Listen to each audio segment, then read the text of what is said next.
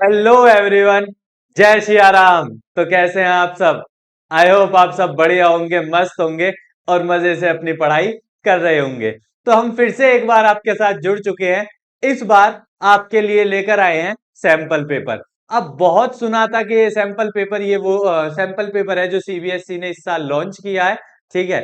आपको उसी sample paper की बातें, कुछ चीजें, आपको जो डाउट्स हैं उन सबको क्लियर करने आज हम आ गए हैं। तो चलिए डिस्कस करते हैं सैंपल पेपर को, कि हम सैंपल पेपर को किस तरीके से सॉल्व कर सकते हैं, क्या उसमें हमारी अप्रोच होनी चाहिए, किस तरीके से हमें जल्दी कर सकते हैं, किस चीज को कितना लेंथी या कितना स्टेप्स में करना है।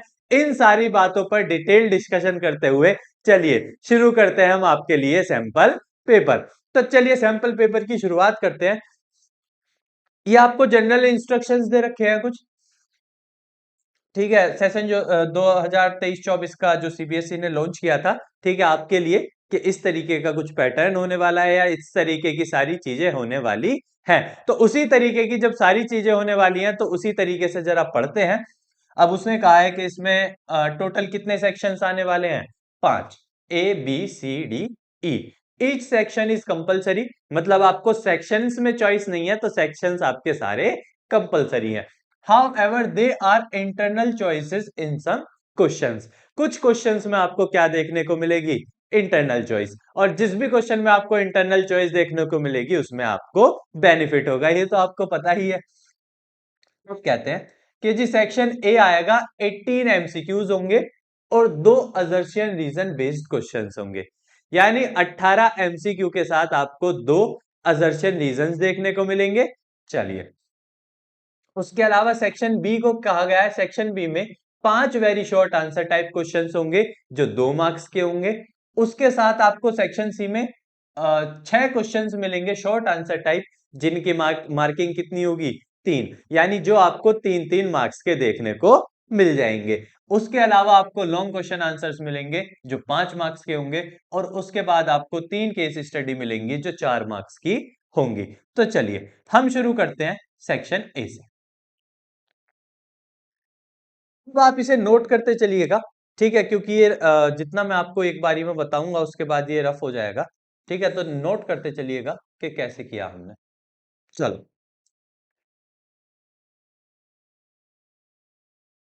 चलो स्टार्ट करते हैं। देखो भाई, अगर क्वेश्चन नंबर 1 की बात करें तो चलो एक बार आप क्वेश्चन नंबर 1 पढ़िए। If A equals to A I J is a square matrix of order 2। यानी ए आई जे जो है वो एक स्क्वायर मैट्रिक्स है। कैसी मैट्रिक्स है? स्क्वायर। स्क्वायर मैट्रिक्स वो मैट्रिक्स होती है जिनकी रोज और कॉलम्स क्या होते हैं? इक्वल। तो मतलब अगर ये एक स्क्वायर मैट्रिक्स है तो वो ये कहना चाहता है कि ये ऐसी मैट्रिक्स होगी जिसके रोज और कॉलम्स क्या होंगे? इक्वल होंगे। रोज और कॉलम्स क्या होंगे? इक्वल होंगे। ठीक है, सच दैट अब ये मैट्रिक्स बनी कैसे? तो ये मैट्रिक्स बनी सॉरी। तो ये मैट्रिक्स कैसे बनी? तो ये ए आई जे मैट्रिक्स ऐसे बनी कि जब आई और जे बराबर नहीं है तब वैल्यू 1। जब आई और जे बराबर नहीं है तब वैल्यू क्या मानी जाएगी? 1। और जब जब आई और जे बराबर है तब उसकी वैल्यू क्या मानी जाएगी? 0। यानी आई और जे अगर बराबर नहीं है तो वैल्यू 1 लेनी है, आई और जे बराबर है तो वैल्यू 0। अब आपको पता होगा, अगर मैं किसी भी 2x2 ऑर्डर मैट्रिक्स की बात करूं तो उसके 4 एलिमेंट होते हैं। उसके कितने एलिमेंट्स होते हैं? 4 एलिमेंट्स होते हैं। ठीक है, एक तो होता है A11, एक होता है A12, एक होता है A21 और एक होता है A22। यानी किसी भी मैट्रिक्स में टोटल 2x2 की, यानी इसने स्क्वायर मैट्रिक्स का है ना 2x2 ऑर्डर की, तो स्क्वायर मैट्रिक्स 2x2 ऑर्डर की मतलब है 2 ही रो होनी चाहिए और 2 ही उसमें क्या होने चाहिए? कॉलम्स होने चाहिए। अगर आप इसमें ध्यान से देखें तो मैंने 2 ही रोज लिए हैं और 2 ही क्या लिए हैं? कॉलम्स लिए। मतलब ये 4 एलिमेंट होने चाहिए। और क्वेश्चन में पहले ही कहा है अगर आई और जे बराबर नहीं है तो 1, और आई और जे बराबर है तो 0। अब आई और जे बराबर का मतलब क्या है? कि अगर ये बराबर है, ये आई होता है और ये जे होता है, आई भी 1 है, जे भी 1 है, तो मतलब आई और जे बराबर है पहले एलिमेंट के, और अगर पहले एलिमेंट के आई और जे बराबर है तो उसकी वैल्यू क्या लेनी है, जीरो। तो मतलब हमें पहले एलिमेंट की वैल्यू क्या लेनी है, जीरो। पहले एलिमेंट की वैल्यू क्या लेनी है, जीरो। अब मैं अगर सेकंड एलिमेंट की बात करूं तो इसमें आई वन है और जे टू है, मतलब आई और जे इसमें बराबर नहीं है। अगर इस केस में आई और जे बराबर नहीं है आपके, तो उसने कहा है कि अगर आई और जे बराबर नहीं होंगे तो आपको वैल्यू क्या लेनी पड़ेगी, वन। तो मतलब यहां पे वैल्यू आपको क्या लेनी पड़ेगी, वन। इसमें भी बराबर नहीं है तो आपको वन लेनी पड़ेगी, इसमें बराबर है तो आपको जीरो लेनी पड़ेगी। मतलब ये बन के तैयार होनी चाहिए 2x2 ऑर्डर मैट्रिक्स, 0 1 1 0, यानी ये आपकी 2x2 ऑर्डर की मैट्रिक्स होनी चाहिए। अब आपको ये जिस भी ऑप्शन में देखने को मिल जाए उसी को आप आंसर मार्क करेंगे। बट इन्होंने तो गड़बड़ कर रखी है ऑप्शंस में। ए आई जे एक स्क्वायर मैट्रिक्स होगी 2 ऑर्डर की, अच्छा ए स्क्वायर मांगा है, ठीक है। तो ये आपकी ए हो गया, ये आपका क्या हो गया, ए। अब आपसे मांगा है ए स्क्वायर, ए स्क्वायर मांगा है तो ए स्क्वायर का मतलब क्या होता है कि ए की मल्टीप्लाई ए में कर दो, यानी इसकी मल्टीप्लाई वापस इसी में, 0 1 1 0 की मल्टीप्लाई किससे कर दो वापस, इसी से, 0 1 1 0 से कर दो। अगर आप इन दोनों की आपस में मल्टीप्लाई करते हैं तो वो कुछ इस तरीके से बनेगी, इस रो की इस कॉलम के साथ करेंगे तो वन बनेगा, इस रो की इस कॉलम के साथ करेंगे तो जीरो बनेगा, इसकी इसमें और इसकी इसमें, इसके इसके साथ करेंगे तो जीरो बनेगा, इसकी इसके साथ करेंगे तो आपका वन बनेगा। तो मतलब आंसर आ रहा है 1001, 1001, option number D. Option number D आपका करेक्ट आंसर है। तो यानी क्वेश्चन में क्या कहा था कि ए आई जे की फॉर्म में आपको एक मैट्रिक्स दी थी कि पहले मैट्रिक्स फॉर्म करो और मैट्रिक्स फॉर्म करने के बाद आप बताओ उसमें ए स्क्वायर। तो इस तरीके से आप उसे अप्रोच कर सकते हैं और इस तरीके से अप्रोच करके आप उस क्वेश्चन को सॉल्व कर सकते हैं। तो आई होप आपको फर्स्ट एमसीक्यू पूरी तरीके से समझ आ गया होगा। आप इसे नोट डाउन कर लेना, ठीक है, स्क्रीनशॉट ले लेना, उसे लिख लेना। अब हम आगे चलते हैं क्वेश्चन नंबर 2 पर। क्वेश्चन नंबर 2 की बात करते हैं, चलिए। तो अगर आप क्वेश्चन नंबर 2 की बात करें तो कह रहा है A and B are invertible matrices of same order. A और बी जो है वो इन्वर्टिबल मैट्रिसेस हैं। इन्वर्टिबल मैट्रिसेस कौन सी होती हैं, अब इस वर्ड पे ध्यान दीजिएगा जी, इन्वर्टिबल मैट्रिसेस। इन्वर्टिबल मैट्रिसेस वो मैट्रिसेस होती हैं जिनके इनवर्स पॉसिबल होते हैं, हुज इनवर्स आर पॉसिबल। क्योंकि आपने बहुत सारी ऐसी भी मैट्रिक्स पढ़ी होंगी जिनके इनवर्स पॉसिबल नहीं है। आपने डिफरेंट डिफरेंट टाइप्स की मैट्रिक्स पढ़ी है, ऐसी भी मैट्रिसेस है जिनके इनवर्सेस पॉसिबल नहीं है। इसका मतलब है कि इसने यहां बता दिया ए और बी ऐसी नहीं है, ए और बी के इनवर्स पॉसिबल हैं। ए और बी के अगर इनवर्स पॉसिबल है तो चलो हम देख लेते हैं भैया आगे क्या होगा भाई।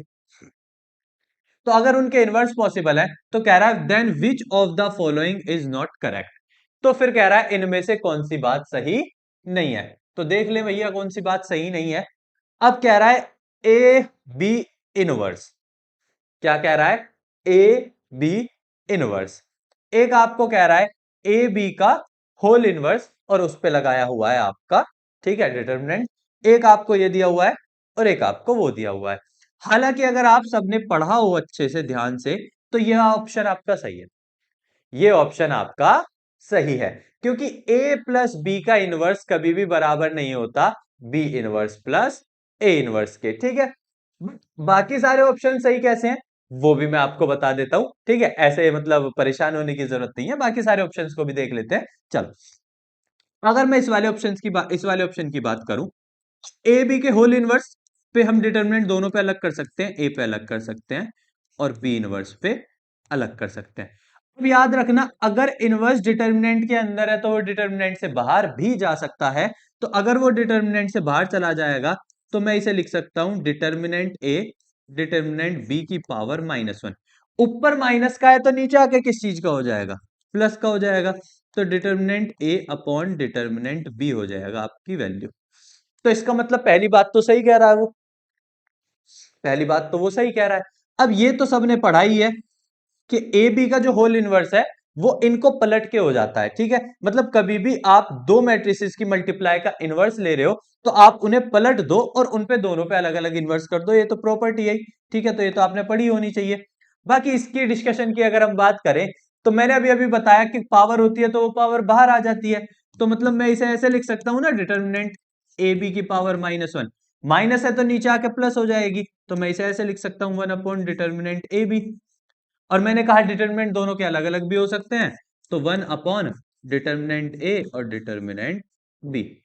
ठीक है, इस तरीके से आप देखो तो बाकी सारे ऑप्शंस आपके बिल्कुल सही हैं, बस एक ही ऑप्शन है जो आपका सही नहीं है, क्योंकि ए प्लस बी का इनवर्स कभी भी B inverse plus A inverse की फॉर्म नहीं बनाता, वो डिफरेंट फॉर्म बनाता है। ठीक है, इस फॉर्म में वो आपका आंसर, ठीक है, ये वाला आंसर आपका, ये वाला ऑप्शन आपका करेक्ट हो जाएगा, ऑप्शन नंबर डी। ठीक है, आई होप आपको बाकी ऑप्शंस की भी समझ आई होगी। क्यों? क्योंकि जरूरी नहीं है ना पेपर में इस तरीके से दिया जाए। पेपर में अगर उसने एमसीक्यू को थोड़ा बहुत ऑप्शनल चेंज करा तो आप कम से कम एटलीस्ट सॉल्व करके देख सकते हैं कि हाँ हमें किस ऑप्शन पे जाना है। तो इसके भी ऑप्शंस की सारी बात हो गई। चलिए जी, अब अगर इसके भी ऑप्शंस की सारी बात हो गई तो आगे चलते हैं। ठीक है, चले भाई, चलो जी, क्वेश्चन नंबर 3 पढ़ लेते हैं। क्वेश्चन नंबर 3 नीचे दिया हुआ है, if the area of triangle with the vertices this is 9 square units, then find the values of K. Area of triangle का कॉन्सेप्ट अगर आपने पढ़ा हो, इसको कहते हैं area of triangle. Area of triangle का अगर आपने कॉन्सेप्ट पढ़ा हो तो एरिया ऑफ ट्राइंगल का फॉर्मूला क्या है कि आप एरिया निकाल सकते हो क्या करके, 1/2 determinant x1 y1 1, x2 y2 1 और x3 y3 1 से। मतलब ये फॉर्मूला होता है एरिया ऑफ ट्राइंगल निकालने का जब आपको कितने कोऑर्डिनेट्स पता हो, 3।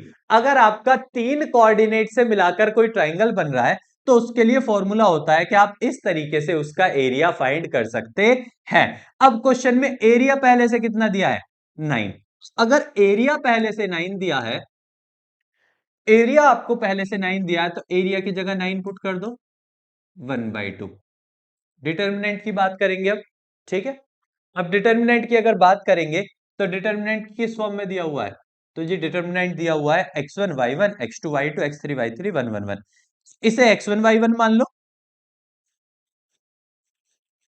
इसे x2 y2 मान लो और इसे x3 y3 मान लो। तो आप कोऑर्डिनेट्स को नाम दे लो भाई, इसे x1 y1 कहेंगे, इस वाले को x2 y2 और इस वाले को x3 y3। अब ये सारी वैल्यूज इसमें पुट करनी है फॉर्मूले में। ठीक है, एरिया ऑफ ट्राइंगल का फॉर्मूला मैंने आपको अभी अभी डिस्कस किया है, तो चलिए पुट कर लेते हैं। तो x1 की जगह क्या रख लेते हैं जी, -3 रख लेते हैं। x2 की जगह, x1 y1 की जगह 0 रख लेते हैं और ये तो 1 है पहले से।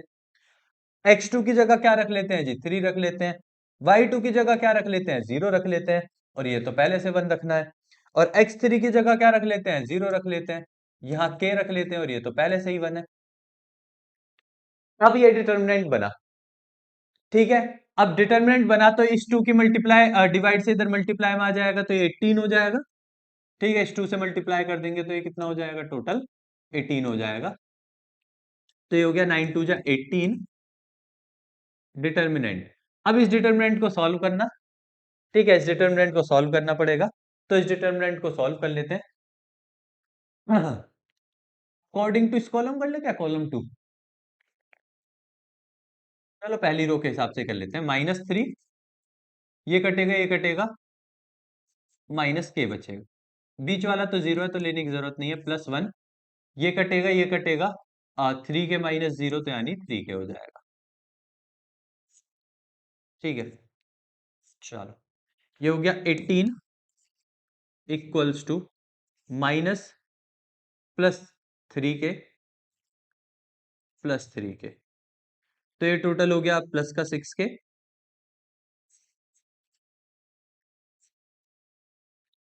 मॉड्यूलस हटेगा तो इधर प्लस माइनस के साइन आएंगे। ठीक है, अगर मॉड्यूलस हटेगा तो इधर किसके साइन आएंगे, प्लस माइनस। तो इधर +-18 हो जाएगा, ये +-18 हो जाएगा, 6k तो एक बार प्लस का 18 लेंगे और एक बार माइनस का 18 लेंगे। तो एक बार प्लस का 18 लेंगे तो प्लस 18 इक्वल्स टू 6 के, और एक बार माइनस का लेंगे तो माइनस 18 इक्वल्स टू 6 के। एक बार काटेंगे तो ये प्लस का 3 बन रहा है के की वैल्यू, और एक बार यहां से काटने पे माइनस के 3 बन रही है। तो मतलब के की वैल्यू दो बनेंगी, +-3। ऑप्शन नंबर बी आपको दिखाई दे रहा होगा, +-3, यही आपका करेक्ट ऑप्शन हो जाएगा। यानी एमसीक्यू में याद रखना है, देखो कितना फर्क है, ठीक है। वहीं कहीं ये +-3 ना लिख के ऑप्शन अलग अलग +3 -3 कर देते, या एक ऑप्शन +3 डाल देते, एक +-3 डाल देते। अब इसका आपको बहुत अच्छे से ध्यान रखना है, आपके जितने भी एरिया ऑफ ट्राइंगल में की वैल्यू फाइंड करनी है, उसके दो ही पॉसिबल आंसर्स होंगे।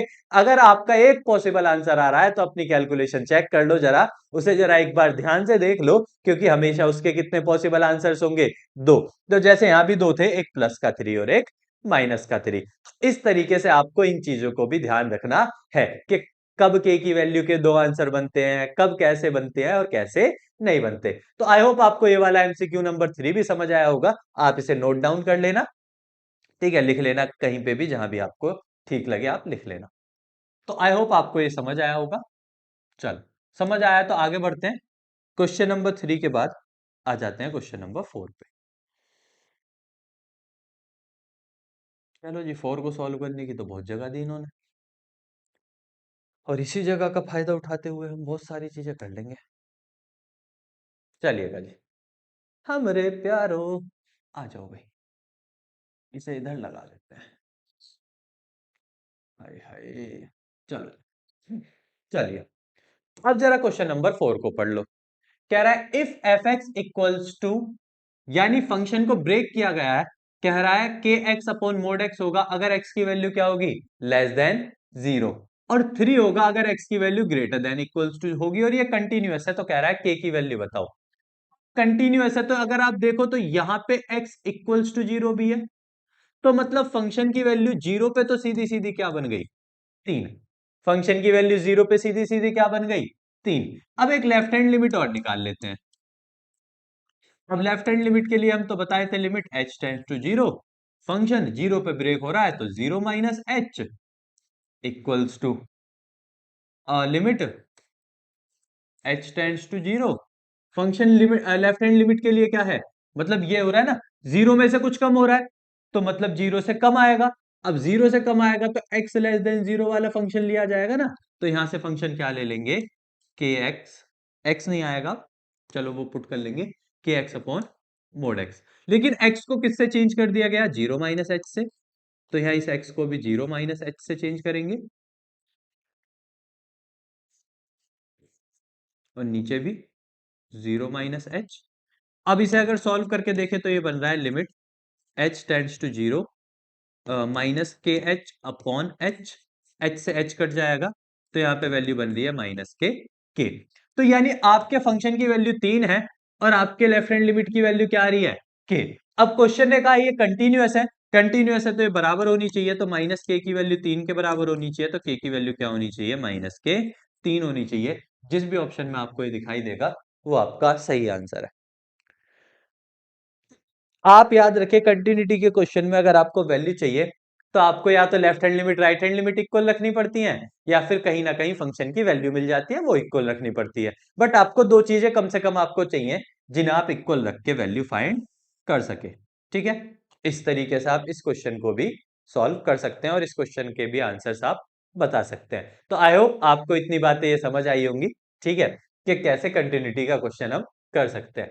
अब इतना अगर समझ आ गया है तो चलिए आगे चलते हैं, ठीक है। अब नीचे लाइन पढ़ लेते हैं, the lines this and this where lambda and mu scalars are. Question में कहा है कि ये दोनों लाइंस कैसी होंगी। अब मैं आपको एक चीज बता दूं, जरा ध्यान ध्यान देना, ये इक्वेशन ऑफ लाइन का पैरेलल वेक्टर होता है। ये इक्वेशन ऑफ लाइन का क्या होता है, पैरेलल वेक्टर, और ये दूसरी लाइन का पैरेलल वेक्टर है। ये पहली लाइन का पैरेलल वेक्टर है और वो दूसरी लाइन का। अब अगर मैं देखूं ध्यान से, तो क्या B1 वेक्टर मुझे कुछ ऐसे नहीं दिखाई दे रहा, 2i, plus 3j minus 6k। और उसी तरीके से B2 वेक्टर मुझे कुछ ऐसे दिखाई दे रहा है, 6i plus 9j minus 18k। अगर मैं इसमें से 3 कॉमन कर लूं तो ये बचेगा 2i plus 3j minus 6k, जो कि ऑलरेडी B1 वेक्टर है, जो कि ऑलरेडी कौन सा वेक्टर है, B1। तो मतलब एक्चुअल में क्या हुआ कि जो B2 वेक्टर है ना, वो 3 टाइम्स आ गया किसके, B1 के। यानी जो B2 वेक्टर है वो सॉल्व होके 3 टाइम्स हो गया किसके। और आपने एक चीज पढ़ी होगी, अगर एक वेक्टर दूसरे के लैम्डा टाइम्स हो जाता है, एक वेक्टर दूसरे के कैसे हो जाता है, लैम्डा टाइम्स। तो एक वेक्टर दूसरे के लैम्डा टाइम्स हो जाता है, तब हम उन्हें पैरेलल वेक्टर्स कहते हैं। तो मतलब अगर ये दोनों एक दूसरे के लैम्डा टाइम्स हैं, तो ये आपस में कैसे वेक्टर्स होने वाले हैं, पैरेलल वेक्टर्स होने वाले हैं। तो ये लाइंस आपस में कैसी होने वाली हैं, पैरेलल। क्योंकि उनके पैरेलल वेक्टर्स अगर पैरेलल हैं, तो इसका मतलब वो लाइंस भी आपस में क्या हैं, पैरेलल्स ही हैं। आप वैसे भी सोच सकते हैं यार, कॉमन सेंस लगा लो कभी भी। मान लो ये लाइन L1 है, ये लाइन L2 है, L1 का पैरेलल वेक्टर ये रहा, L1 के पैरेलल होगा। L2 का पैरेलल वेक्टर L2 के पैरेलल होगा। तो जब आप सोचो इनके पैरेलल वेक्टर्स पैरेलल हैं, तो इसका मतलब ये लाइन भी तो पैरेलल ही जा रही होंगी, जब भी तो वो बने होंगे। ठीक है, इस तरीके से आप सोच सकते हैं, थोड़ा सा चलिएगा। तो यहां हमने डिस्कस किया क्वेश्चन नंबर 5। तो ये भी क्वेश्चन नंबर 5 की बातें भी आप लिख लीजिएगा, स्क्रीनशॉट ले लीजिएगा, या नोट डाउन करना है तो आप नोट डाउन भी कर सकते हैं। तो इतनी बात हुई आपकी क्वेश्चन नंबर 4 की, 5 की। तो क्वेश्चन नंबर 5 डिस्कस हो गया। चलो आगे चलते हैं, क्वेश्चन नंबर 6। Question number 6। चलो, क्वेश्चन नंबर 6 क्या दिया हुआ है जरा देखना। तो क्वेश्चन नंबर 6 कह रहा है the degree of the differential equation this is. कह रहा है इसकी डिग्री बताओ। आपको मैंने बताया है कि इसका एक क्वेश्चन आपको जरूर देखने को मिलेगा, जिसमें दो पार्ट होते हैं, एक पूछ लेता है ऑर्डर और एक पूछ लेता है डिग्री। ऑर्डर होता है हमने मैक्सिमम कितनी बार डिफरेंशिएशन किया। तो जितनी बार भी हमने मैक्सिमम डिफरेंशिएशन किया, उसी को हम ऑर्डर कहते हैं। तो जरा इसे ध्यान से देखो, इसमें हमने मैक्सिमम कितनी बार डिफरेंशिएशन किया हुआ है। तो आप अगर इसे देख के पढ़ेंगे समझेंगे, तो आपको पता चलेगा हमने मैक्सिमम 2 बार डिफरेंशिएशन किया। तो इसका ऑर्डर क्या हो गया, 2। इसका ऑर्डर क्या हो गया, 2। और जितनी बार हमने मैक्सिमम डिफरेंशिएशन किया है, उसी की पावर को हम डिग्री कहते हैं। तो इस 2 की पावर क्या है, 2 है। तो यह डिग्री भी क्या हो जाएगी, 2 हो जाएगी। तो जो भी ऑप्शन में आपको 2 दिखाई दे रहा है, ऑप्शन नंबर सी, आप उसे टिक कर लेंगे। ठीक है, तो ये बात थी ऑर्डर और डिग्री के लिए। अब नीचे आ जाइए। चलिए, आपको क्वेश्चन में एक जेड दिया हुआ है। जेड आप जानते हैं किसको कहते हैं, ठीक है, ऑब्जेक्टिव फंक्शन। मैंने आपको एलपीपी में बहुत अच्छे से पढ़ाया है कि जेड जो होता है वो आपका कैसा फंक्शन है, ऑब्जेक्टिव फंक्शन है। तो आपको जेड कितना दिया हुआ है, तो जेड दिया हुआ है P X plus Q Y. चलिएगा जी, जेड की वैल्यू क्या दी है, P X plus Q Y. तो जेड की वैल्यू अगर आपको P X plus Q Y दी है, तो कह रहा है जेड मिनिमम होगा दोनों पर। जेड दोनों पर ही मिनिमम होगा, 30 पर भी और 11 पर भी। तो मतलब अगर मैं एक बार जेड में 30 पुट करूं, तो जेड मिनिमम होगा 30 पर। तो मैंने एक बार 30 रख लिया। तो 30 रखने का मतलब है एक्स की वैल्यू 3 और वाई की वैल्यू 0। तो यहां 30 का क्या मतलब आ रहा है, एक्स की वैल्यू 3 रखनी है और वाई की वैल्यू क्या रखनी है, 0 रखनी है। तो ये हो जाएगा 3p प्लस 0। एक्स की जगह 3 रख लिया और वाई की जगह 0। तो ये निकल के आ गया 3p प्लस 0। अब इतनी बातें अगर ठीक है, एक बार उसने कहा है 1 1 रखना है, तो z मिनिमम होगा किस पर, एक बार 1 1 पर। तो जी 1 1 रख लेंगे। अब अगर 1 1 रखेंगे, x की जगह भी 1 रखेंगे और y की जगह भी 1, तो p प्लस क्यों हो जाएगा। अब अगर दोनों z मिनिमम है तो यानी दोनों वैल्यू सेम रही होंगी। आपने बहुत सारे एलपीपी की इक्वेशन सॉल्व की हैं। कई बार ऐसा होता है कि दो जगह मैक्सिमम बन जाता है, दो जगह मिनिमम बन जाता है, लेकिन वो जब भी तो बनता है जब दोनों वैल्यू सेम होती हैं। लाइक एक क्वेश्चन है जिसमें 600 600 बनती है, ठीक है, तो वहां मैक्सिमम बन जाता है z उन दोनों पर, बट वो दोनों पर जब भी बनता है जब दोनों z की वैल्यू क्या होती है, सेम। तो अब इस पे भी z मिनिमम है और इस पे भी मिनिमम है, तो मतलब दोनों z की वैल्यू सेम रही होंगी, मतलब जो 3p है वो p प्लस क्यू के बराबर रहा होगा। 3p किसके बराबर रहा होगा, p प्लस क्यू के। अब p इधर आके माइनस का हो जाएगा तो 2p बराबर क्यू हो जाएगा। तो मतलब एक्चुअल में जो कंडीशन निकल के आ रही है वो ये निकल के आ रही है कि जो q है वो 2p के बराबर है। तो जो q है, अब ये देखो, अब इसे 2 को मल्टीप्लाई से उधर डिवाइड में ले जाओ, तो अगर ले जाओगे तो p की वैल्यू जो है वो q अपॉन 2 हो जाएगी। तो p की वैल्यू क्या हो जाएगी, q अपॉन 2 हो जाएगी। इस तरीके से आप ऑप्शन को करेक्ट मार सकते हैं, ठीक है। इस तरीके से आप एमसीक्यू सॉल्व कर सकते हैं। इस इतनी बातें आपको एमसीक्यू में, ठीक है, यहां तक डिस्कस कर लिया हमने क्वेश्चन नंबर 7 तक। तो अब क्वेश्चन नंबर 7 तक डिस्कस कर लिया है तो चलो आगे चलते हैं, ठीक है। आगे की चीजें डिस्कस करते हैं। ये नोट डाउन कर लेना आप, ये मैं क्लीन कर देता हूं। नेक्स्ट क्वेश्चन में क्या कह रहा है, एबीसीडी एक रोम्बस है जिसके डायगोनल्स इंटरसेक्ट करते हैं पॉइंट ई पर। जिसके डायगोनल्स किस पे इंटरसेक्ट करते हैं, पॉइंट ई पर। तो मैंने कहीं भी एक एबीसीडी नाम का रोम्बस खींचा, चलिए जी ये रहा रोम्बस, ऐसे करके इसके डायगोनल्स खींच लिए, ए बी सी डी, और ये वाला जो सेंटर का पॉइंट है वो कहा है उसने ई, के डायगोनल्स इंटरसेक्ट करते हैं किस पॉइंट पर, ई पर। अब कह रहा है एक ई ए वेक्टर है, ई ए वेक्टर का मतलब है ई से ए की डायरेक्शन में जा रहा है। ई ए वेक्टर का मतलब है ई से ए की डायरेक्शन में जा रहा है, मतलब इधर जा रहा है। एक ई बी वेक्टर है, ई बी वेक्टर का मतलब है ई से बी की डायरेक्शन में जा रहा है। ई सी वेक्टर का मतलब है ई से सी की डायरेक्शन में जा रहा है, और ई डी वेक्टर का मतलब है ई से डी की डायरेक्शन में जा रहा है। मतलब उसने सबकी डायरेक्शंस दी हैं, उसने हमें सबकी क्या दी हैं, डायरेक्शंस, ठीक है। अब जब उसने हमें सबकी डायरेक्शंस दी हैं, एक चीज मैं आपको बता दूं कि अपोजिट डायरेक्शन के वेक्टर एक दूसरे को कैंसिल कर देते हैं, तब जब उनका मैग्नीट्यूड क्या हो, सेम। अब इनका मैग्नीट्यूड सेम होना तो लाजमी है, क्योंकि रोहम्बस में ये वाला जो पोर्शन होता है, मतलब जो डायगोनल इंटरसेक्ट करते हैं एक दूसरे को, वो इक्वल पार्ट्स में करते हैं। तो डायगोनल इंटरसेक्ट इक्वल पार्ट्स में करने का मतलब क्या है, कि अगर ये रोहम्बस है, ठीक है, तो उसका ये वाला हिस्सा इसके बराबर होता है और ये वाला हिस्सा इसके, तो मैग्नीट्यूड तो सेम होंगे ही अपोजिट के, क्योंकि अपोजिट वाली डायरेक्शन अपोजिट वाले के इक्वल है। तो अगर उनकी डिस्टेंस इक्वल है तो उनके मैग्नीट्यूड भी क्या होने वाले हैं, इक्वल होने वाले हैं। तो मैग्नीट्यूड अगर इक्वल है तो ये opposite direction D opposite direction B को कैंसिल कर देगी, अपोजिट डायरेक्शन जो ईडी है वो ईबी को कैंसिल कर देगी, और ईए किसको कैंसिल कर देगी, ईसी को। ऐसा करने से आंसर सिर्फ और सिर्फ क्या बचेगा, जीरो। ऐसा करने से आपका आंसर सिर्फ और सिर्फ क्या बचेगा, आपका आंसर बचेगा जीरो। इस तरीके से आप क्वेश्चन को डील करें, ठीक है, कि आपका आंसर आप मतलब जल्दी कर पाए, ठीक है। उतना ज्यादा आपको दिमाग लगाने की जरूरत नहीं है, उतना ज्यादा नहीं सोचना है, जल्दी करनी है चीजों को। चलो, आई होप आपको इतनी चीजें समझ आई होंगी। अब इतनी चीजें अगर समझ आई हैं तो चलो आगे चलते हैं। क्वेश्चन नंबर 8 तक हम डिस्कस कर चुके हैं, अब बारी है क्वेश्चन नंबर 9 की। आकर के चांदनी पी जंगे,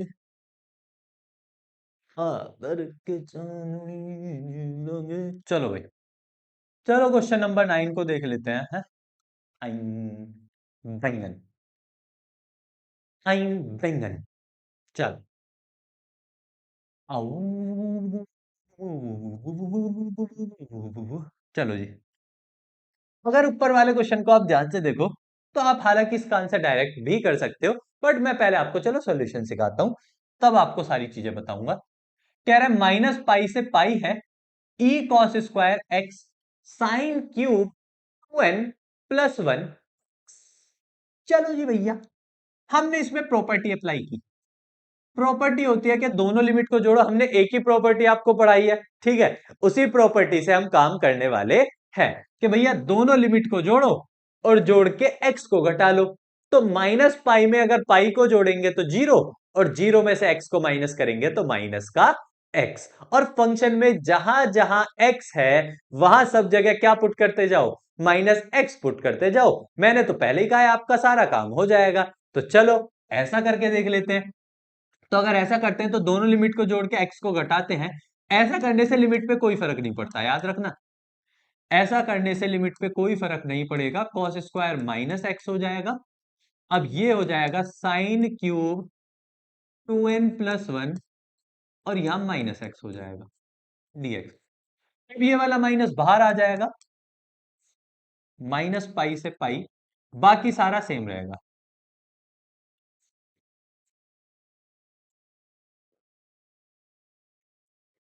और एक चीज को हमेशा याद रखना, प्रॉपर्टी अप्लाई करने से अगर माइनस बाहर आ जाता है तो सीधा इंटीग्रेशन की वैल्यू जीरो होती है। ये मैंने आपको पढ़ाया है डेफिनेट में, कि अगर आपने प्रॉपर्टी अप्लाई की और प्रॉपर्टी अप्लाई करने के बाद आपका अगर कोई भी माइनस का साइन क्या आ जाए बाहर, मतलब क्वेश्चन सेम रहे बट माइनस का साइन कहा आ जाए बाहर, तो पूरा का पूरा क्वेश्चन सेम रहा, एज इट इज रहा, बस ये माइनस कहां आ गया बाहर। तो माइनस बाहर आते ही उसका इंटीग्रेशन पूरा का पूरा क्या हो जाता है, जीरो। तो सीधा आप इसका आंसर टिक कर सकते हो कि इसके पूरे इंटीग्रेशन की वैल्यू क्या हो गई, जीरो हो गई। तो इतना काम आप बहुत प्यार से कर सकते हो, तो बहुत इजी था। ठीक है, तो आई होप आपको ये समझ आया होगा। चलो आगे चले। अब नेक्स्ट क्वेश्चन की बात करें तो ये भी बहुत इजी क्वेश्चन है। ठीक है, one of the easiest question है। अगर आप मैट्रिक्स ए की बात करें इस क्वेश्चन में, तो ये जो आपको मैट्रिक्स ए दी हुई है ना, ये जो भी आपको मैट्रिक्स ए दी हुई है, मैं बता दूं, ये ए जो है ये स्क्यू सिमेट्रिक मैट्रिक्स है।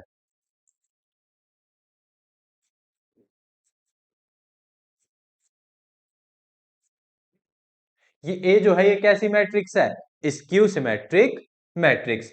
और एक बात बहुत अच्छे से ध्यान रखना, किसी भी स्क्यू सिमेट्रिक मैट्रिक्स का, किसी भी स्क्यू सिमेट्रिक मैट्रिक्स का डिटरमिनेंट क्या होता है, जीरो। खड़ा खड़ा खड़ा खड़ा। देखो, टाइम नहीं वेस्ट करना है, सिंपल बात है, सीधी बात, सटीक, समझ लो। ए एक स्क्यू सिमेट्रिक मैट्रिक्स है, अरे उसने किसी तो पैटर्न पे दी होगी, वो एक नंबर पे तुमसे इतना थोड़ी कराने जा रहा है कि नहीं भैया डिटरमिनेंट पूरा फाइंड करते जाओ। अरे वो इतना काहे कराएगा, और वो भी ऐसी टिपिकल वैल्यू देके। ठीक है, थोड़ा लॉजिकल चलो यार, सिंपल। ए एक स्क्यू सिमेट्रिक मैट्रिक्स दी है उसने, अगर ए स्क्यू सिमेट्रिक दी है तो हमेशा स्क्यू सिमेट्रिक का डिटरमिनेंट जीरो। तो ऑप्शन मारो और चलो भैया आगे, इतना टाइम नहीं लगाना है बड़ू। ठीक है, तो ये काम जल्दी करते हैं। और इंटीग्रेशन में भी मैं आपको यही बता रहा था कि अगर कोई इंटीग्रेशन में आपको कुछ इस तरीके से लिमिट का कोई क्वेश्चन है तो सीधा जीरो लगाना, बिना सोचे समझे आंसर जीरो लगा देना, हम देख लेंगे। ठीक है, बस हाँ, वो इंटीग्रेशन का थोड़ा सा कॉम्प्लेक्स सा क्वेश्चन होना चाहिए, ऐसा लगना चाहिए कि हाँ यार तुमसे होगा नहीं।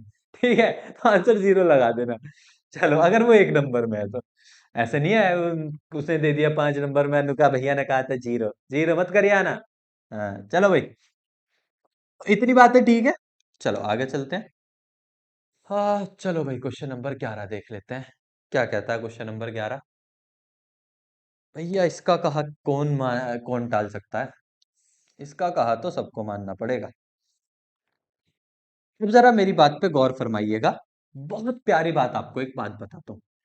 अगर आप इस लाइन को नोटिस करें तो ये लाइन ट्रू हुई होगी तभी इसका शेड टूवर्ड्स ओरिजिन गया होगा, क्योंकि ये वाला शेडेड हिस्सा है तो इसने नीचे ही शेड किया होगा, तो इसका मतलब ये ट्रू रही होगी। अगर इस वाली लाइन को देखूं तो इसका भी टूवर्ड्स ओरिजिन है, तो मतलब ये भी ट्रू रही होगी।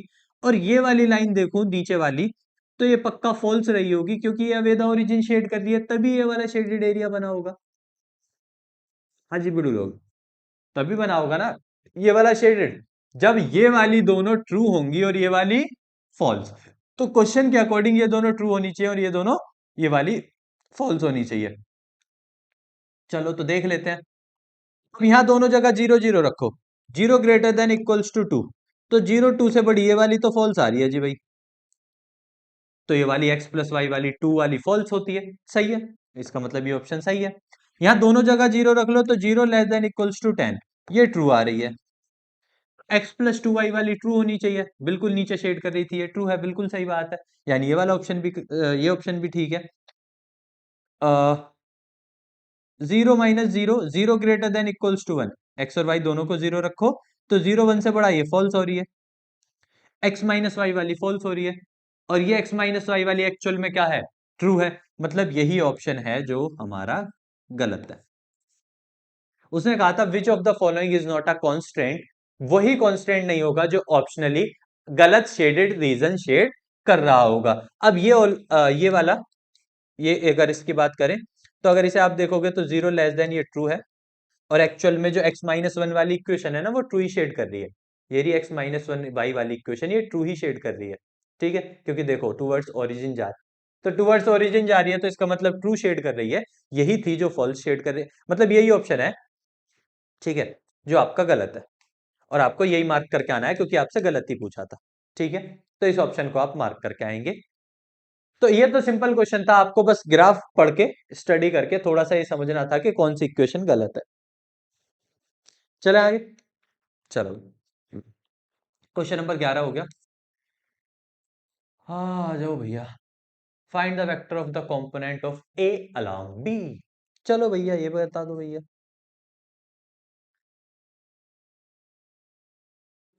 हाँ धर के चांदनी पी जंगे तेरे शहर मुकद्दर जी जंगे।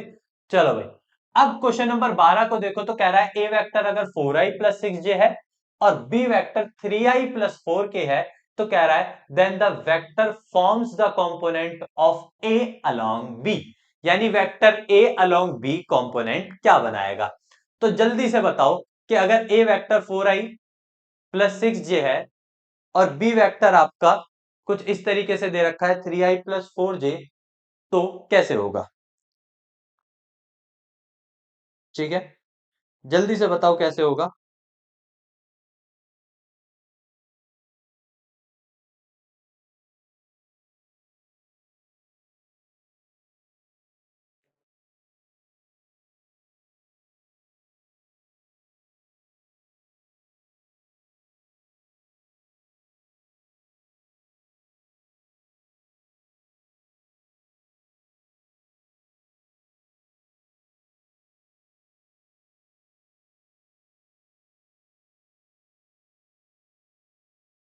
हाँ भाई बताओ।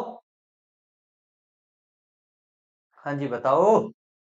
चलो, अब मुझे पता है आप में से बहुत से लोगों ने कंपोनेंट का नाम नहीं सुना होगा। चलो, कंपोनेंट क्या कहते हैं।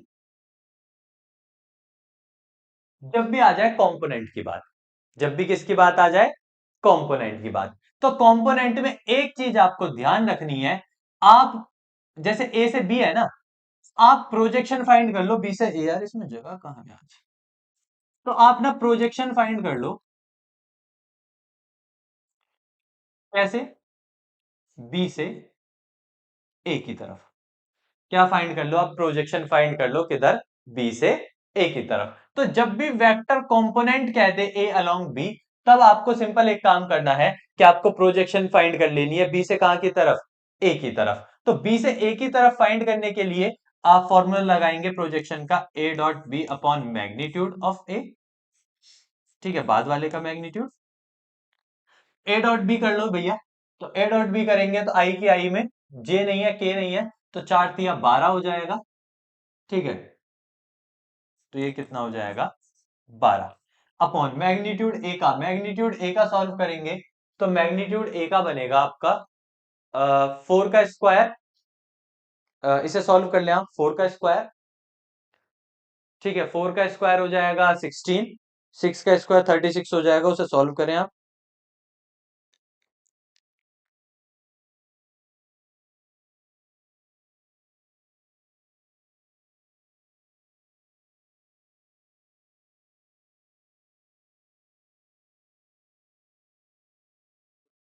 ठीक है, चलो, तो इस तरीके से, हाँ, जहां छलके चांदनी पी जंग तेरे शहर में। अरे यार जगह नहीं है, रुको कहीं और करते हैं, रुको 1 मिनट, इस क्वेश्चन को देख लो एक बार, यहाँ करते हैं, ये ठीक है। चलो भाई,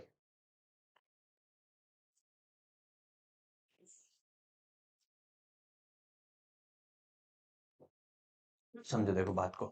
तो जब भी कह दे वेक्टर कंपोनेंट की बात करें, तो वेक्टर कंपोनेंट को आपको कैसे करना है, तो क्वेश्चन हम आपने रीड ही कर लिया होगा। मैं आपको सीधा वेक्टर कंपोनेंट का फॉर्मूला बताता हूं। तो आप वेक्टर कंपोनेंट का फॉर्मूला लगा सकते हैं, ए वेक्टर डॉट बी वेक्टर और बी का यूनिट वेक्टर। यानी जब भी आपको कंपोनेंट की बात करें, ठीक है, दो का कंपोनेंट मांगे, तो आप फॉर्मूला लगाएंगे A vector dot B vector into में बी का यूनिट वेक्टर। अब ए और बी की अगर डॉट प्रोडक्ट की बात करें, तो अभी अभी हमने सॉल्व की थी, ए और बी की डॉट प्रोडक्ट कितनी बन रही है, 12, क्योंकि आई की आई में ओ सॉरी 18, जे की जे में मल्टीप्लाई हो रही है, सॉरी सॉरी माय बैड। तो ये कितनी बन रही है, 18। इनटू में हमें बी का यूनिट वेक्टर चाहिए, तो बी का यूनिट वेक्टर का मतलब क्या है कि बी वेक्टर अपॉन बी का यूनिट वेक्टर करेंगे तो ये बनेगा 25 रूट का, जो कि 5 है। तो मतलब वैल्यू बन रही है 18/5 3i प्लस 4j। तो 18/5 3i प्लस 4j, जो भी आपका आंसर होगा, 3i प्लस 4j था, 4k था, 3j प्लस 4k है यार वेक्टर, 3j प्लस 4k। ठीक है, 3j plus 4k, 18/5 3j plus 4k। B के यूनिट वेक्टर के लिए बी पुट करेंगे ना, तो 3j प्लस 4k पुट करा और उसका वो निकाल लिया। ठीक है, यूनिट वेक्टर में मैग्नीट्यूड का स्क्वायर होता है, मैग्नीट्यूड का स्क्वायर 25। ठीक है, आपका ऑप्शन सही है, 18/25 3j प्लस 4k। ठीक है, इस तरीके से आप वेक्टर कंपोनेंट का फॉर्मूला लगा सकते हैं। तो वेक्टर कंपोनेंट का फॉर्मूला होता है A vector dot B vector into में बी का यूनिट वेक्टर। ठीक है, तो इस तरीके से आप इसे सॉल्व कर सकते हैं। तो आई होप आपको ये समझ आया हो। अब वहां जगह कम पड़ रही थी तो थोड़ा सा एडजस्ट कर लिया। चलो आगे इसकी बात करते हैं। Question number 13। क्वेश्चन नंबर 12 हमने अभी अभी पढ़ा है, तो क्वेश्चन नंबर 13। चलो भाई, क्वेश्चन नंबर 13 समझ लो भाई खिलाड़ियों। एक बार क्वेश्चन नंबर 13 को रीड करो। तो कह रहा है given that A is a square matrix, और जिसके डिटरमिनेंट की वैल्यू क्या दी है उसने, डिटरमिनेंट की वैल्यू दी है -का 2। अब कह रहा है फाइंड एड जॉइंट, ठीक है, देन एड जॉइंट टू ए। इसको बड़े ध्यान से समझना। मैं आपको पता होगा, आपको जनरली जो पता है ना, वो ये पता है कि एडजॉइंट ए जो होता है वो डिटरमिनेंट ए की पावर n-1 होता है। लेकिन यार एडजॉइंट ए नहीं है, एडजॉइंट है क्या, 2a। अगर एडजॉइंट 2a की जब बात होगी, एडजॉइंट 2a का जो डिटर्मिनेंट है वो बराबर आएगा मैग्नीट्यूड 2a की पावर n-1 के। मतलब यहां 2a हो जाएगा, तो यहां भी हमें क्या करना पड़ेगा, 2a ही करना पड़ेगा। अब हम इसे सॉल्व कर सकते हैं। ठीक है, उसके लिए हमें एक चीज करनी पड़ेगी पहले, इसकी ऑर्डर देख लेते हैं, ऑर्डर पावर चेक कर लेते हैं। तो अगर पावर चेक करें तो ये ऑर्डर कितने का है, 3 का। 3 ऑर्डर का है तो 3 - 1 2 हो जाएगा, तो ये हो जाएगी 2a की पावर 2। क्या हो जाएगी, 2a की पावर 2। तो यहां हो जाएगा, हाँ 2 बार आएगा तो ऑलरेडी पावर को लेके आता है।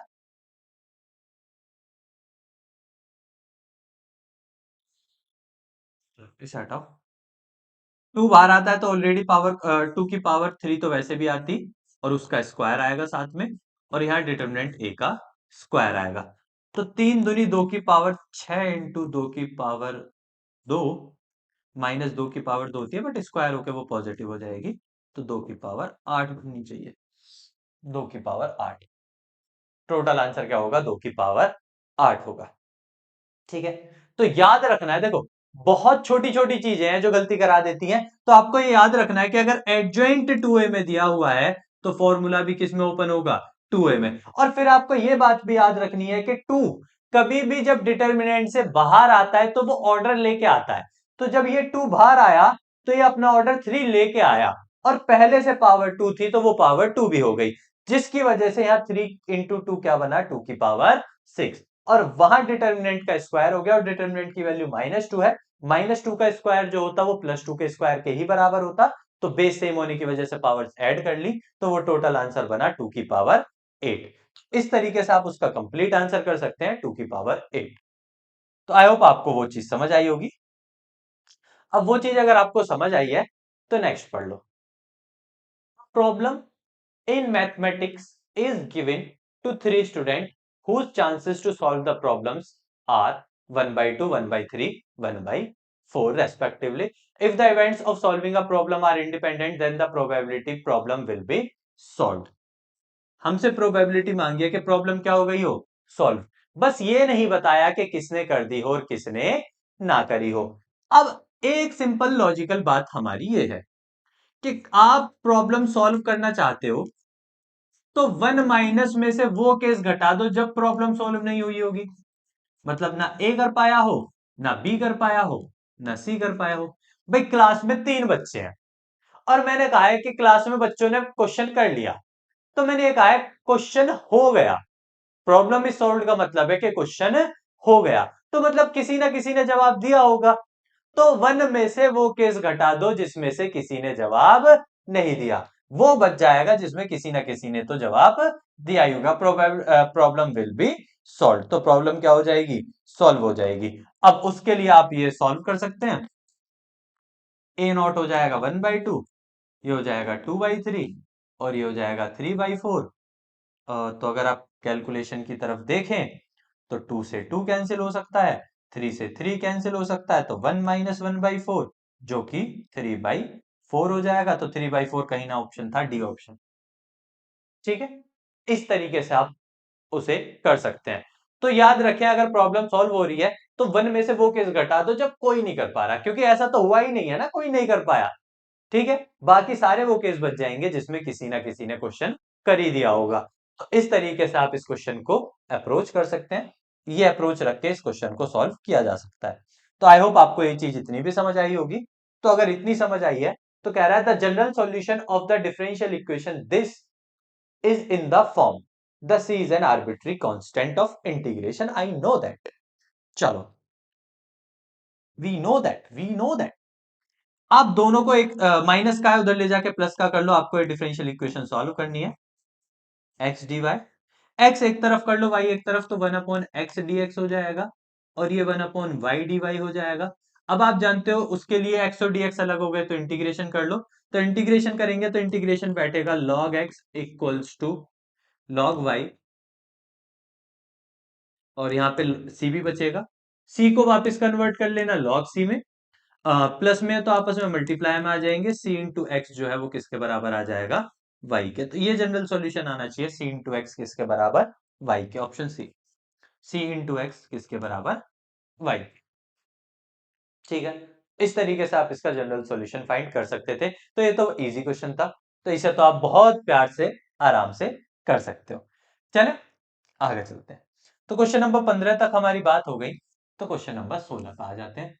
लैम्डा की वैल्यू फाइंड करो जब ये दोनों परपेंडिकुलर है। याद रखना परपेंडिकुलर में डॉट प्रोडक्ट जीरो होती है। परपेंडिकुलर में डॉट प्रोडक्ट क्या होती है, जीरो। तो दोनों की जो डॉट प्रोडक्ट है 2i - j, ठीक है, 2i - j प्लस 2k, इसकी dot product 3i plus lambda j plus k के साथ जो है वो किसके बराबर हो जाएगी, जीरो के। तो 3 दूनी 6 हो जाएगा, माइनस लैम्डा हो जाएगा और प्लस के 2 हो जाएंगे, वो जीरो के बराबर हो जाएंगे, तो 8 आ जाएगी लैम्डा की वैल्यू। तो लैम्डा की वैल्यू क्या आ गई, 8 आ गई। ठीक है, तो लैम्डा की वैल्यू क्या आ गई, 8। चलो, इतनी भी बात समझ आई। तो कह रहा है सेट ऑफ पॉइंट्स बताओ जहां पे ये डिफरेंशिएबल होगा। Set of all points where the function F X equals to X plus mod X is differentiable.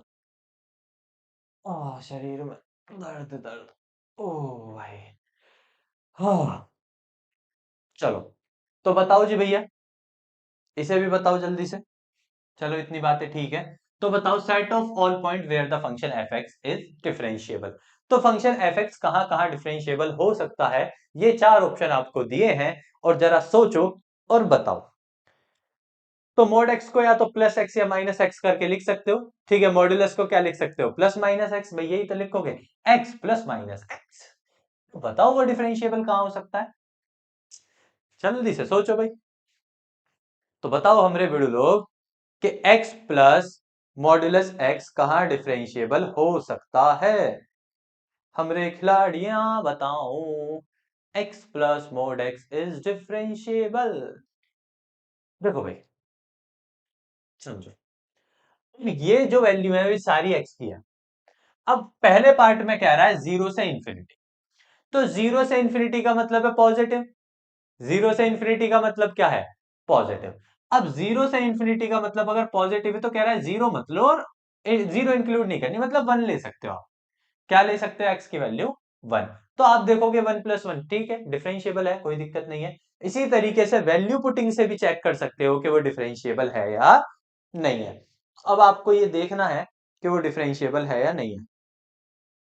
तो बताओ भाई, डिफरेंशिएबल है या नहीं है, आपको बताना है। x plus mode x is differentiable eight which value of x, आपको ये जवाब देना है। तो अगर आप इस जवाब को देते हैं, ठीक है,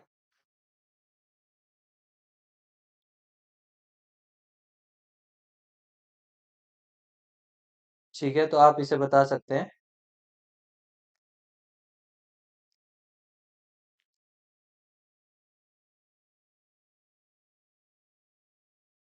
हाँ जी, तो ये कहाँ पे जा रहा है।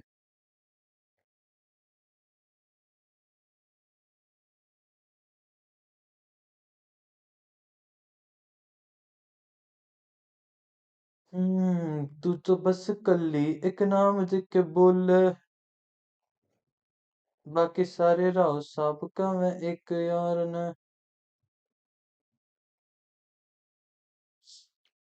हम्म,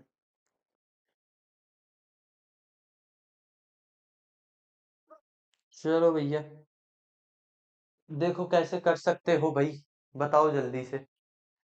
नहीं आ रहा कुछ समझ, तो चलो भाई हम ही बता देते हैं। देखो, x प्लस मोड x की अगर हम बात करें, x प्लस मोड x को ब्रेक किया जा सकता है, ठीक है। ये बात तो आप सबको पता होगी कि x प्लस मोड x को क्या किया जा सकता है, ब्रेक। अब मैं अगर इसे ब्रेक करूं, तो मैं ब्रेक कर सकता हूं कि अगर मैं इसे प्लस का लूंगा तो ये बनेगा 2x, अगर मैं इसे प्लस का लूंगा तो ये वैल्यू क्या बनेगी, 2x। अब मैं अगर इसे माइनस का लेता हूं तो ये वैल्यू बनेगी 0। ये मैंने इसके फंक्शन को ब्रेक कर लिया कि जी भैया वैल्यू बनेगी 2x और 0, और 2x और 0 बनेगी जबकि ये x जो है ये greater than equals to, greater than does not, okay, और ये जो है ये x की वैल्यू 0 पे और एक x की value does not equals to 0 पे, ठीक है। अब अगर इस क्वेश्चन को ध्यान से देखें और अब आप इसमें LHD RHD, ठीक है, सॉल्व कर सकते हैं। तो LHD RHD लगा के जब आप सॉल्व करेंगे तो आपको पता चलेगा ऑप्शन नंबर सी इसका करेक्ट आंसर है। आह, ओ, चलो, अगर बात करें तो कह रहा है किसी लाइन के डायरेक्शन कोसाइंस हो जाए 1/c 1/c और 1/c। अरे भाई क्या है, शरीर दुख रहा है। अगर तीनों 1/c हो जाए तो आपको पता है डायरेक्शन कोसाइंस का स्क्वायर वन के बराबर होता है। डायरेक्शन कोसाइंस का स्क्वायर किसके बराबर होता है, वन के। तो L square plus M square plus N square की वैल्यू क्या हो जाएगी, वन हो जाएगी। तो यहां से 1/c square plus 1/c square plus 1/c square equals to one हो जाएगा। सी स्क्वायर उधर चला जाएगा, three equals to C square, square हटाएंगे तो प्लस माइनस रूट हो जाएगा। तो plus minus root three, option number D correct, ठीक है। इस तरीके से आप क्वेश्चन सॉल्व कर सकते थे, डायरेक्शन कोसाइन का इजी क्वेश्चन है। चलो, आगे कह रहा है असर्शन रीजन देख लो। असर्शन रीजन बेस्ड क्वेश्चंस, कहता है in which of the following statement, in which of in the following questions a statement of assertion A is followed by a statement of reason R. Choose the correct answer of the following choices. Both A and R are true. R is the correct answer. देख लेंगे। पहला कहता है एक polynomial function at F x जिसकी degree 6 है such that अगर उसे डिफरेंशिएट किया जाए, एफ एक्स पॉलिनोमियल मांगा है और वो डिफरेंशिएटेड है ऑलरेडी। वो ऑलरेडी क्या है, F X has minimum at X equals to one.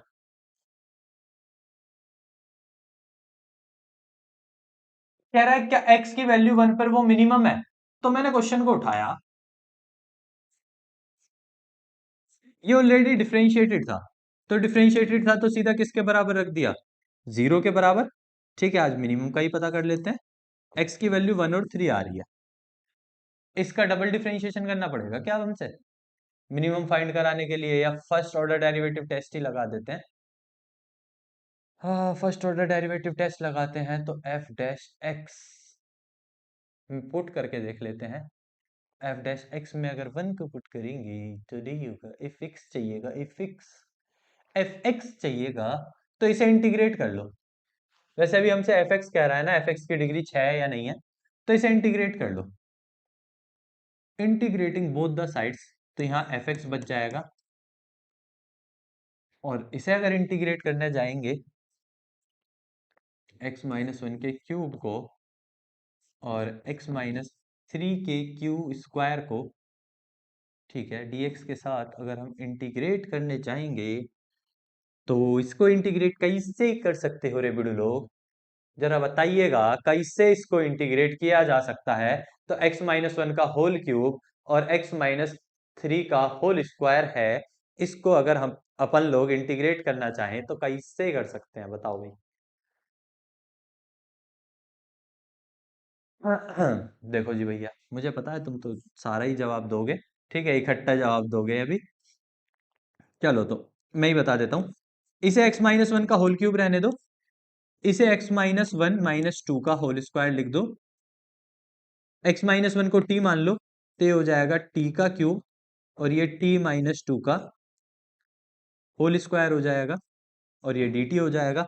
अब आप देखो तो उसके होल स्क्वायर को ओपन करके वो कर सकते हो, ठीक है, अंदर मल्टीप्लाई, तो होल स्क्वायर को ओपन करके मल्टीप्लाई करोगे तो ये बनेगा t की पावर 3 2 5,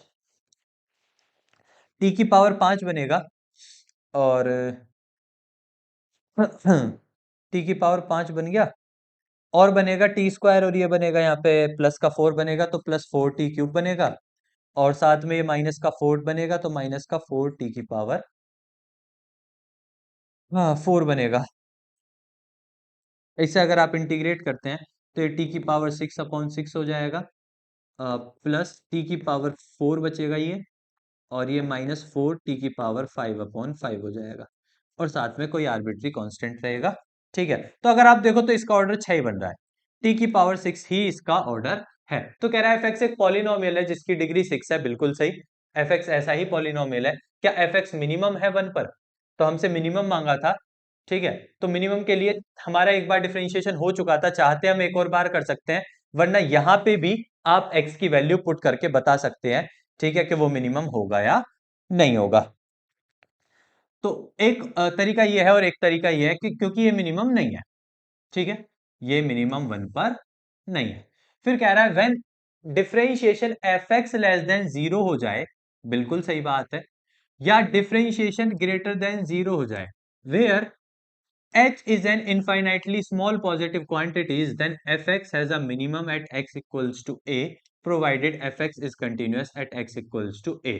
तो अगर पहली कंडीशन के अकॉर्डिंग कहें, तो पहली कंडीशन के अकॉर्डिंग a पर, ठीक है, देखा जाए तो a पर वो मिनिमम हो सकता है, बिल्कुल हो सकता है। तो यहाँ पे दोनों ही बातें सही हैं, चलो, अजर्शन भी सही है और रीजन भी सही है, और ये एक दूसरे के करेक्ट एक्सप्लेनेशन भी है, ठीक है। तो मतलब आप लगाएंगे ए एंड आर दोनों ट्रू हैं, और ये दोनों एक दूसरे के करेक्ट एक्सप्लेनेशन भी है। चलो, अच्छा जी, ओके, क्या दिया हुआ है, रिलेशन दिया हुआ है एफ का इससे, और रिलेशन डिफाइंड है, कह रहा है the relation F this and this defined by this is a bijective function.